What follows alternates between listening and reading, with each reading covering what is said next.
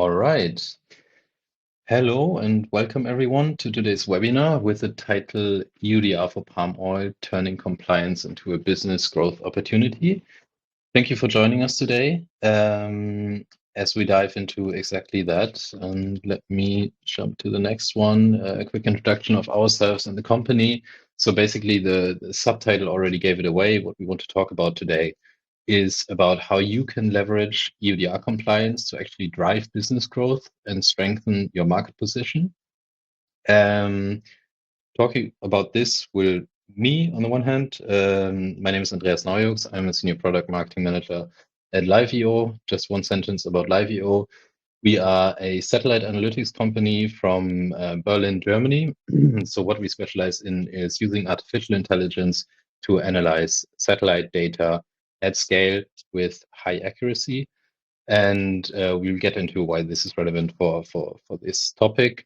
With me today, I have my dear colleague, Chris Bell, who's the Senior Product Manager in charge of our end-to-end EUDR solution, TradeAware. Hi, Chris. Hi. Thanks for joining, also to you. All right, then let's jump straight into the agenda of this webinar and who this session is for, actually. So we will start off with looking into some of the challenges that the EU Deforestation Regulation brings for the palm oil supply chain or stakeholders of the palm oil supply chain. We won't really go into the details of the regulation itself, as we assume that most of you have a good understanding by now. But we will go into the challenges that emerge on the one hand from the legal text itself, so to speak, like the requirements the EUDR sets and why they are challenging, what the challenges are there, and then also into the challenges, you could say, of the imperfect world that we live in and of the context of the regulation in the industry. Exactly. And then from there, we will look into how you can leverage maybe these imperfections of the world to actually boost market share and margins. More onto that later, but I can already say some of these challenges are related to the data collection and sharing. You will be aware, I guess, that under EUDR, if you want to import certain products, the affected commodities, or certain derivatives to the EU, you have to submit, for example, the geolocations of all plantations basically involved in that production. And for proving that they are deforestation free, we will show you how to efficiently and securely do this. That you might have the data, you might want to share the data with your buyers. We will show you best practices for that. And then we will go into the topic of deforestation data accuracy, why it matters and what are best practices to turn this into your advantage, basically. So just very briefly, the regulation is about deforestation-free products, basically, and you have to have some way of proving that this is the case, that your product is deforestation-free. For this, you use these data sets that we will look into for more detail, because they heavily influence your business decisions around this. We believe this session is relevant for all stakeholders of the palm oil supply chain. So it doesn't matter if you are involved in the production outside of the EU, or if you are in EUDR speak, an operator that places products on the European market or a trader. We believe this content is really relevant for all parties. And we look at it from different angles. So just some admin stuff before we really get into it.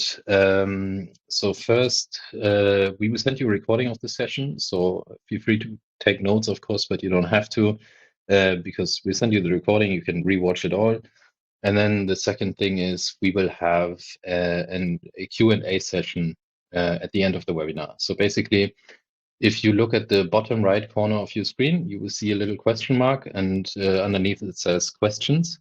You can click on that and submit a question to us. We will see it. And then at the end, towards the end of the webinar, we will address them one after another. Exactly. And I think that's all the administrative stuff. So let's get into the more interesting content, basically. So this is what you see here is a screenshot from a Financial Times article. I think it was in autumn last year, but it's still relevant. And it simply pointed out a big issue, or the Indonesian government pointed out a big issue with the EU Deforestation Regulation, or two actually, and one's of chaos. So why are they so afraid of where this could lead, this regulation? So basically, what they pointed out is two things. One is related to the information requirements.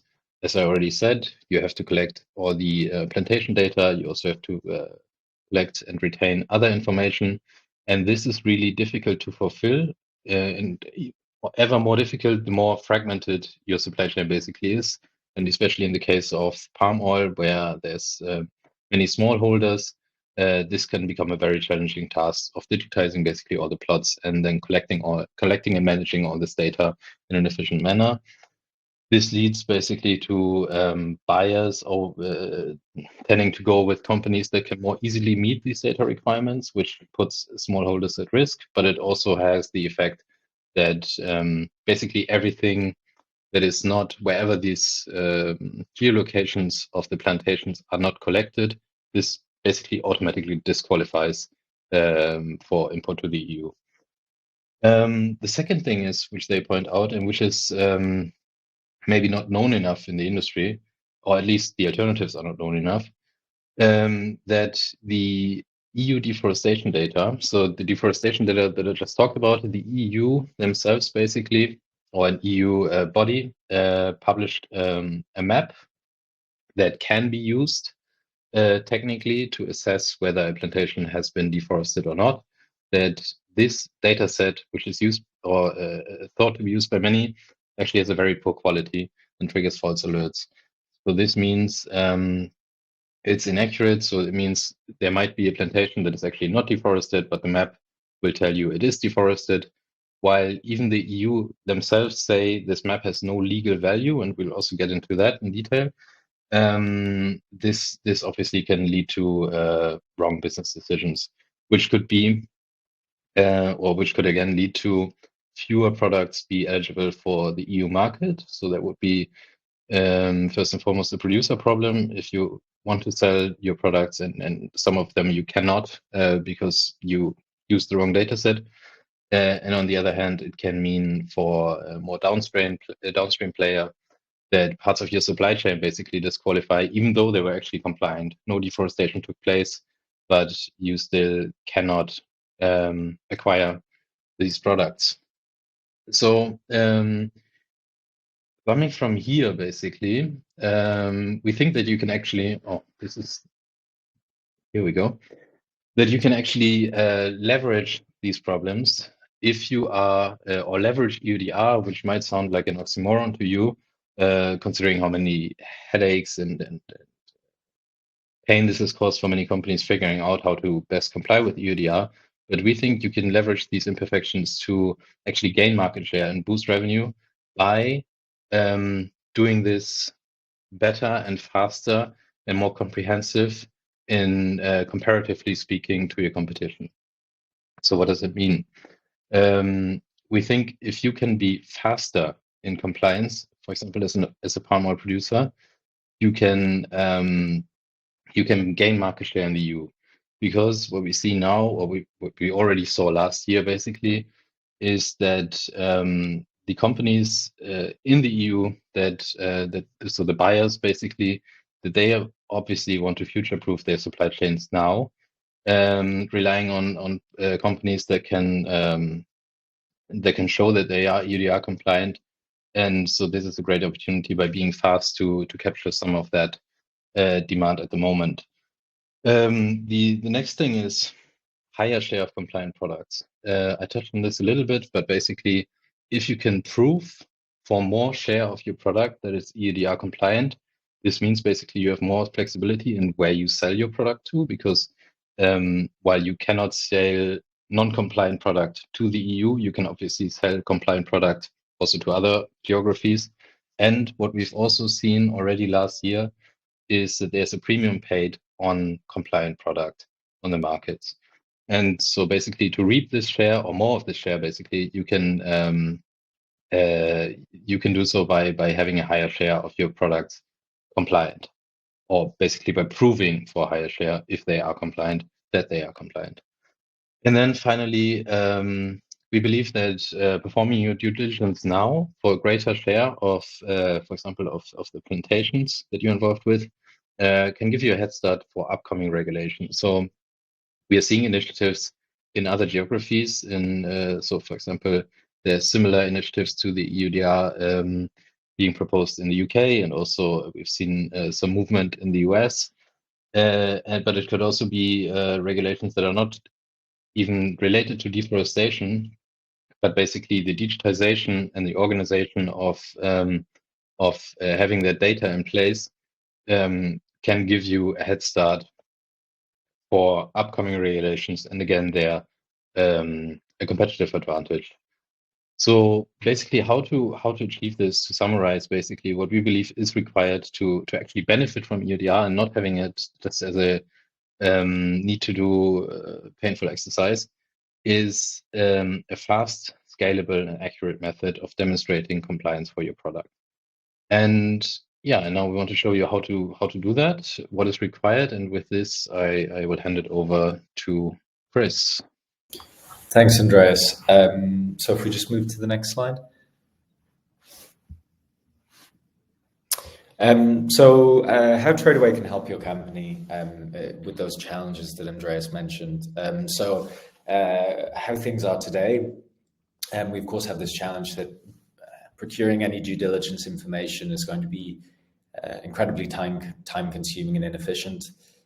Supply chain sourcing is intransparent. Just by its very nature, people haven't had to know a lot of this data for the existing sort of regulations or sort of voluntary compliance standards that they have to work with. And deforestation risk assessment is inaccurate. I think it's sort of fair to say that the inaccuracy it tends to be more that just what's out there at the minute wasn't built for this kind of project. It was really built for tracking sort of macro level trends of forest loss and forest growth. It was never really intended for looking at sort of individual plots and plantations and deciding what was going on there. And the negative consequences that come from that, I mean, of course, the risk of lost revenue at all points in the supply chain, the risk of the fines that are under the regulation, which are 4% of EU turnover, or at least 4% of EU turnover in cases of repeated non-compliance. And then, of course, all of the time that's taken to get compliant with the regulation, which, again, in any organization with a good volume of data will be quite some time. And then how things could be instead. Trying to push that deforestation risk detection as close as possible to perfect accuracy. I mean, of course, perfect accuracy is a big ask, but as we can get as close as we can get to that, and with a greater amount of automation and integration of the existing data that people already have in the supply chain, so we're not repeating the same steps over and over again.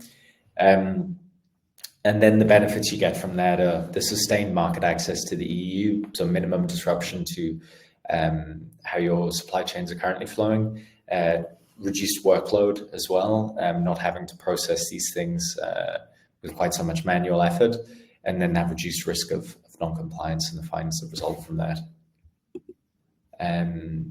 Okay, can we go to the next slide, Andreas? And then when we look at the capabilities that are required for successful EUDR implementation, we see it as a sort of a puzzle with a few different pieces.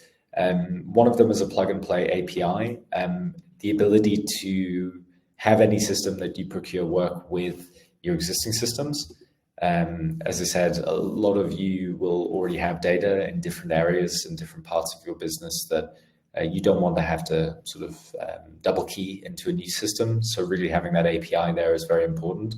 Data retrieval from traces. Traces is the EU system for due diligence statements. So the ability to interact with that and to get these reference due diligence statements. Creation of a due diligence statement, of course, that's the requirement that you'll need to fulfill on an ongoing basis for every shipment that's coming into the EU. So that's going to be very core. Evidence collection, being able to actually have that information stored in your system. I think it's important here to distinguish this difference between the process of due diligence and your due diligence statement. So evidence collection is really that core of your due diligence, and the statement that you pass to the EU is really affirming that you've actually gone through that process. And part of that due diligence process is risk assessment and mitigation, as it's listed under Articles 10 and 11. So getting the initial data, making a determination of if you need a risk assessment, and then on the basis of that, deciding if you also need to do risk mitigation, and then sending data to tracers as well. Next slide, Andreas. And so when we look at how we've structured TradeAware, we very much focused it around this problem, and in a very modular fashion as well. So we have these sort of 3 large headings which have 6 components under them, but of course it's possible to sort of pick and choose depending on what the actual problem you're facing is, which will vary depending on where you are in the supply chain. So the first point is gathering data. So getting plots from suppliers and their sub-suppliers, getting legal information, getting information for risk assessment, and that's a point of carrying out questionnaires from our side. Assessing the risk, so assessing the risk of deforestation, and that's where our precision analysis comes in, and I think we'll take more of a look at that in a second. And then assessing all of these points together and deciding if there's any risk in that supply chain, and if you can continue to work with that supply chain for EUDR. And then proving that compliance. So tying that information that you've got together, and then of course sending it to the EU system, which you need to do if you're planning to make these things available on the EU market. And of course, being able to interact with all of those things via application or via API, depending on what your use case is and what existing systems you already have. Next slide, Andreas. Perfect. So in terms of getting together your information for Article 9, so Article 9 lists your information requirements. We sort of see it as bringing together things you already may have, things that you'll get from your suppliers, and something that you'll infer based on that. So the things that you'll most likely have already are product quantity, contact information, things that you would have on a purchase order that you'll see passing around. So knowing that you're buying, a certain volume of palm fruit or palm oil, and the contact information of who you're buying it from. The information that you'll need to get is the geolocation of all plots of land. Again, that's quite unique to this regulation, that it sets quite high standards around how specific you need to be on that. The country of production, which of course flows from where those plots are, and verifiable information on the productions being carried out in line with local legislation. And then the thing that you need to get from this as well is, of course, this sort of adequately conclusive and verifiable information that the areas you're looking at have not been subject to deforestation after December 2020. Next slide, Andreas. And then, of course, a big challenge of getting that information, the deforestation information, is getting the plot information. And so we see this as really originating from the problem of getting that plot information, originating from a few different things. So one of those is low awareness and engagement on the actual problem of EUDR. We see the problem that suppliers don't want to share contact details of their sub-suppliers. And of course, the issue that data needs to be verified and accurate. And our answer to those is, firstly, on low awareness and engagement, is to educate. And a part of what we're doing in TradeAware is to provide training to suppliers on the benefits of using the platform, and of course, on the obligations that their buyers have under this regulation. That suppliers don't want to share that information. Our answer to that is to reassure. We've built this platform very much around only collecting and sharing the information that's strictly necessary under the regulation, and not not exposing too much data that's not required. And the other point is to standardize. So using a single tool to request geolocation information so that you can bring it all together and get it in one place, in one format. And how we simplify that point about gathering the geolocation information is really with sort of 3 steps. So if you're aware of where the geolocations are, then you can draw individual plots in our application. You can also bulk upload files. If you don't know where they are, depending on where you sit in the supply chains, maybe more or less common, you can send that request to your supplier and they can send that request to their supplier, and that can happen for as many steps as are required. And then the other thing, of course, as well, is the way we've set this up is that if a supplier is already on our platform, then they can share the data with you through that as well. So it really simplifies that process. And of course, doing this all in a privacy-first way.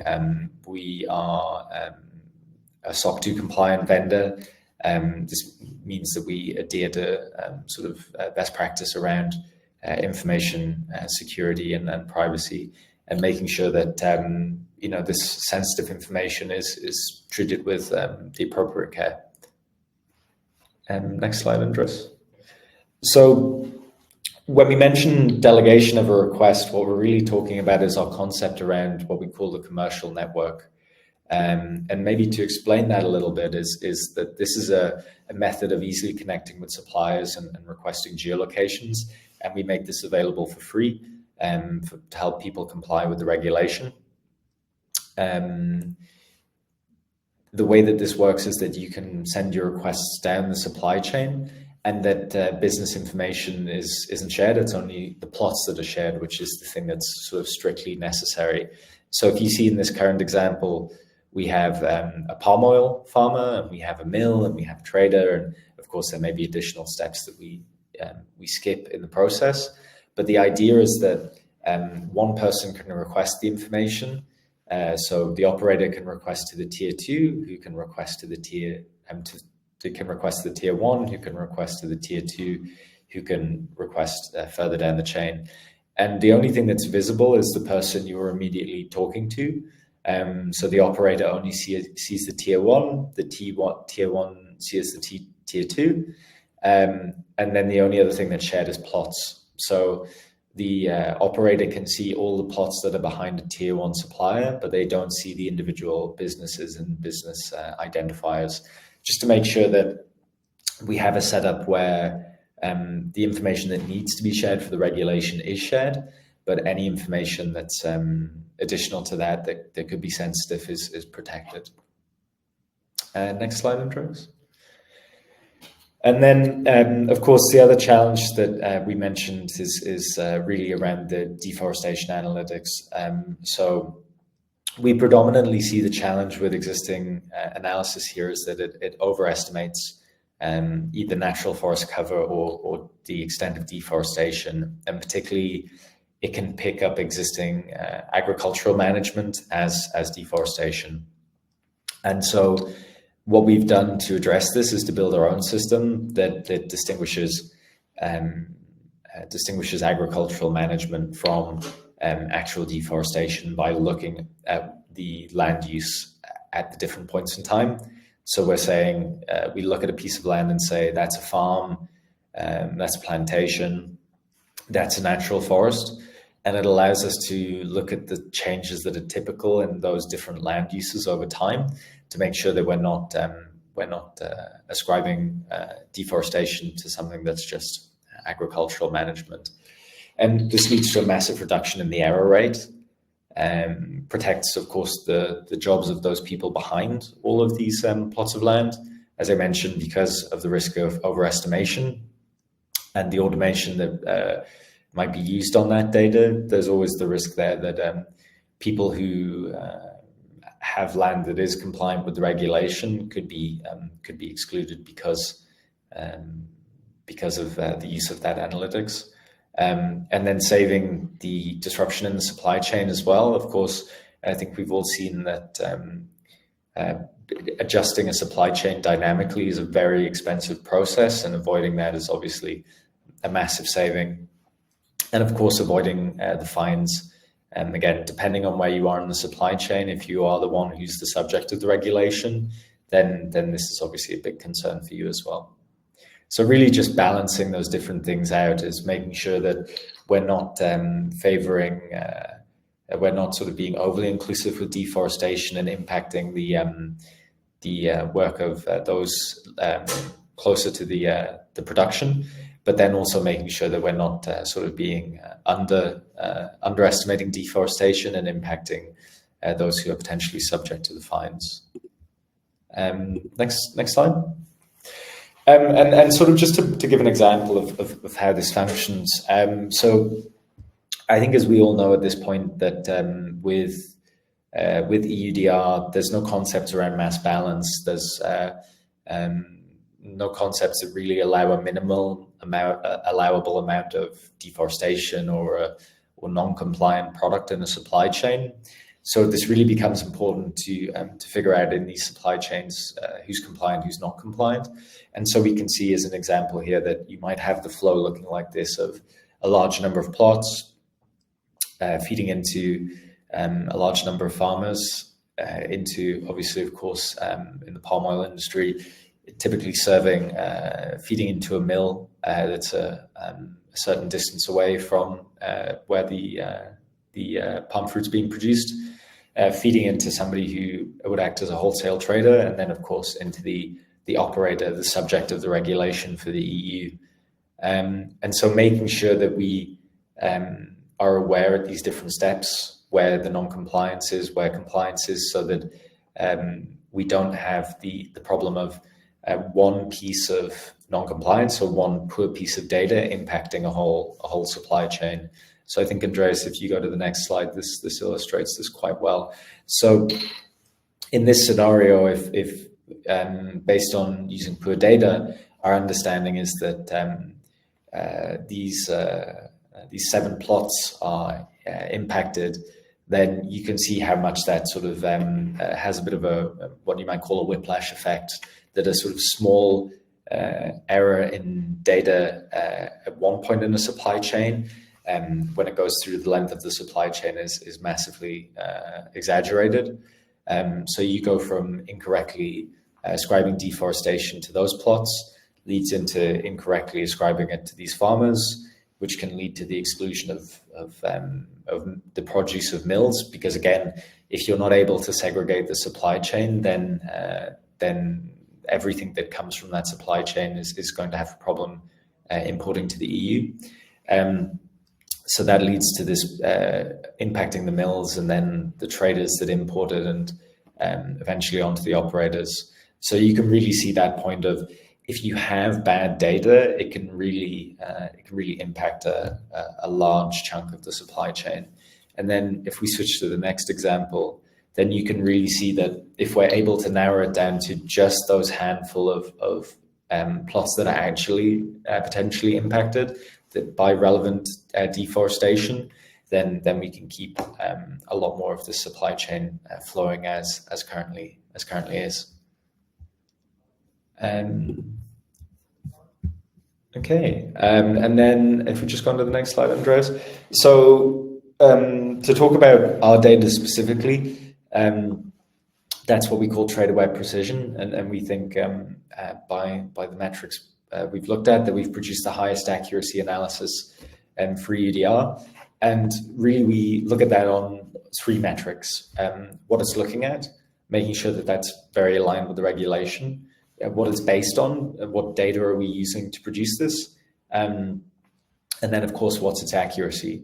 And these things interact with each other. So what it's looking at and its accuracy are, of course, play with each other. So you can have very good accuracy on the wrong problem, for example.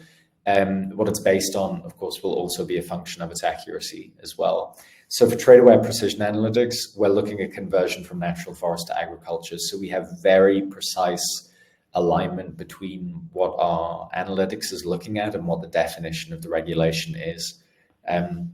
What it's based on is a combination of sources that go down to a 5-meter resolution. And that resolution thing can sound a little abstract, but what we mean by that is basically how big is a pixel relative to the ground. So when you take satellite imagery, you're you're thinking about it like a camera. Of course, I mean, it is a camera at the end of the day, really.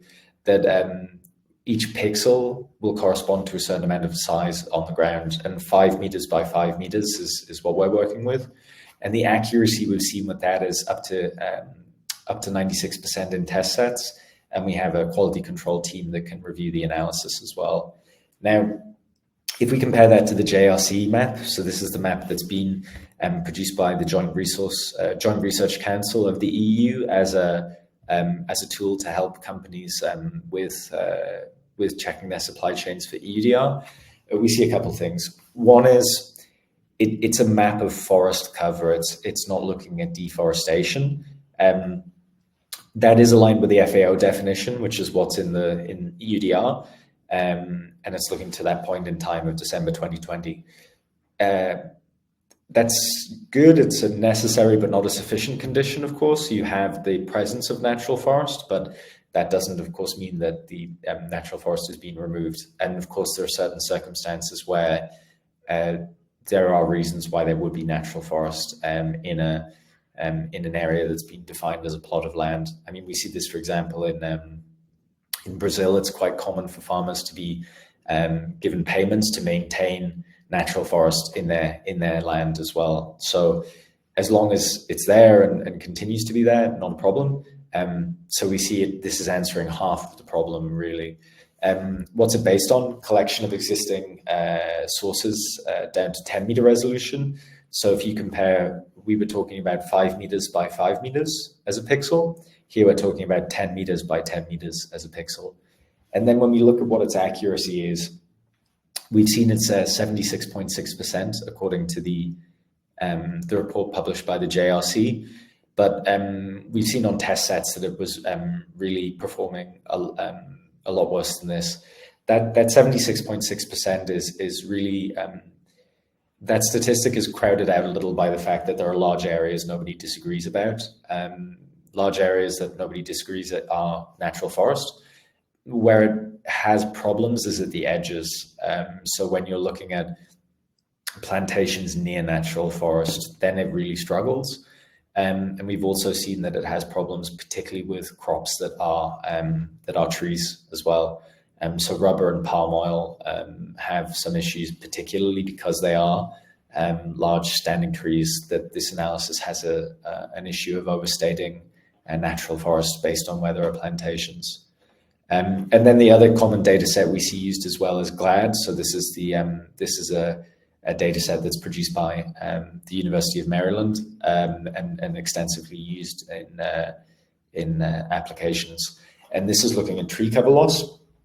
Now, again, the definition aspect there becomes important because tree cover loss, again, is a necessary condition of deforestation, but not sufficient. You need the tree cover to be gone, but you also need it to have been a natural forest. And this is part of the problem that we see here is that it can also include harvesting activity, it can include fire, it's not able to distinguish what type of tree cover loss has occurred.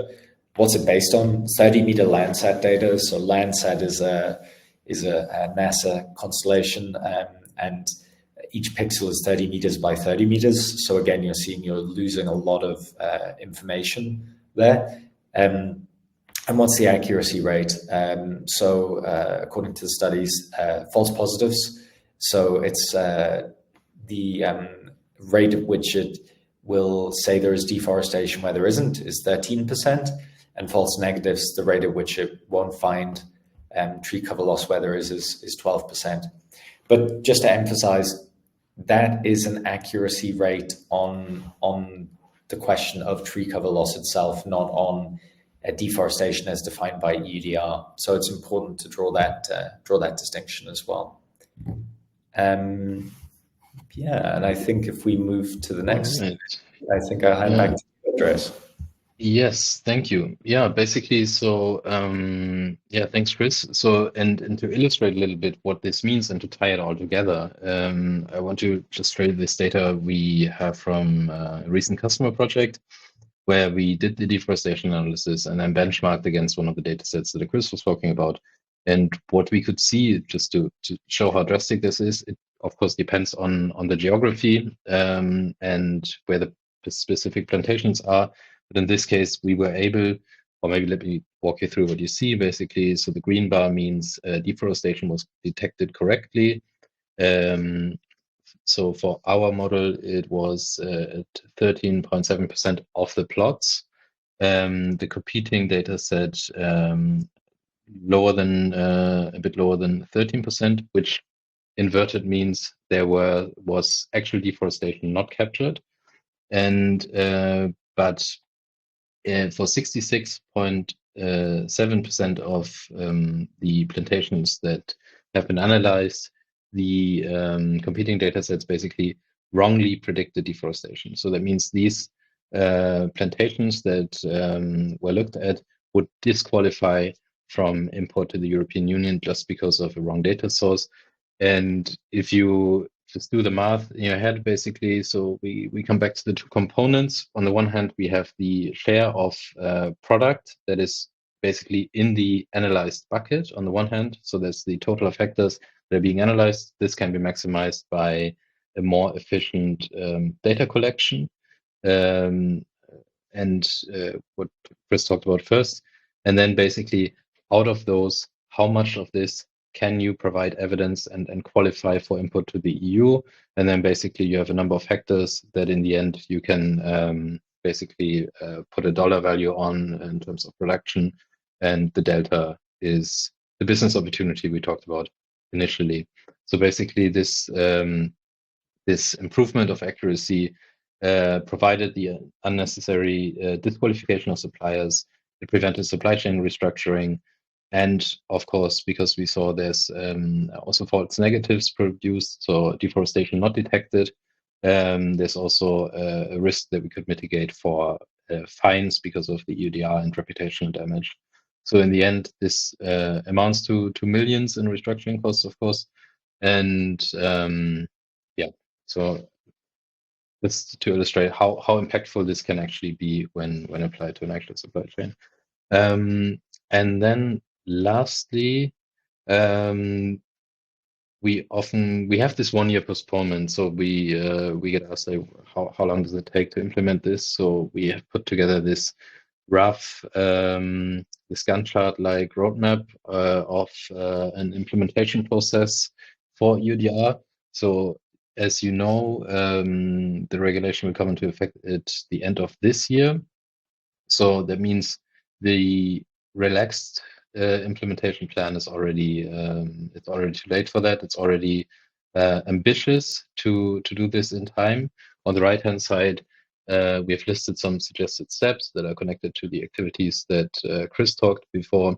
So in the end, we have getting the data, doing the assessment, integrating with your systems, getting information, legal evidence from your suppliers, basically, doing the assessment of the legal risk, and then basically tying it all together with your shipments and submitting the evidence to the EU information system traces.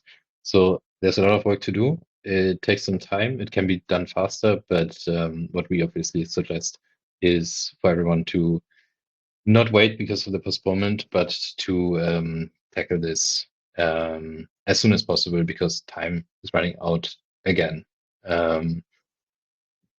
Yeah, and with that, we are already at the end of our session. So if you have questions that came up in the meantime, or more questions, some came in, feel free to submit them through the questions features that you see on the bottom right of your screen. We had a few questions coming in, and so let's just go through them. Starting with, what is the, okay, Chris, maybe you can answer that. What is the cost structure of TradeAware, and are there any additional fees for the analysis? That's a good question. I'm very fortunate to be a product manager, not a commercial person, so I rarely get involved in that. But no, I mean I can give general guidance. We have a flat fee for the platform, and then we have an additional fee for our precision analysis.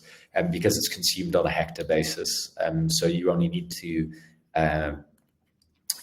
sign up to as much of that as you actually need. Yeah, thank you. Then the next question: what countries or regions does it cover?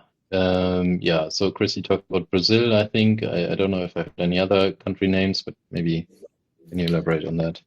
Yeah, sure. I mean, we have global coverage in terms of what we can handle when it comes to palm oil. I think the main thing from our side is we've been focusing on improving the algorithms in specifically in areas where we see large amounts of production. So we've been pretty heavily focused into Southeast Asia, into West Africa, into Latin America in terms of our efforts for our algorithms, but we can handle anything really. Yeah. William asked if we can send the presentation after the webinar. We definitely do that. So we will also attach the slides and not only the recording, but you will receive the recording basically the minute we end the presentation. The slides will come a little bit later, separate email. Okay. Next question: can TradeAware assign a risk score to specific suppliers or shipments? Yes, so we do our review primarily on the supplier level, and then the idea is that once your supplier is compliant, then and you've checked the plots that are behind the supplier, then the shipments can flow from that. So we assign a risk score to that supplier that based on the analysis that we get, and then you can make a final decision about whether or not you want to work with that supplier, making sure, of course, that you leaving some space there that you can have some interaction with them to check if there's any reasons for the data that you're seeing. Okay, then there's an additional question. What kind of reports does the software generate? I'm not sure, but maybe you can just. Yeah, I mean the primary thing that it produces is due diligence statements. I mean, because of it being because that being the main thing that you need to do for EUDR compliance, that is the documentation that you need. The other thing that we are working on is adding in dashboards to the application as well, so that you can break your information down a little more that way as well. And with our API as well, you can also feed any data that you get from TradeAware into any other systems that you use, any BI tooling that you might use as well. But the primary documentation that sort of our focus is that due diligence statement. Okay, and then you can basically manage all data on the platform, but you can get compliant. All right. So Mohammed asks, how can I be a supplier? So I read that as, how can I get on the platform?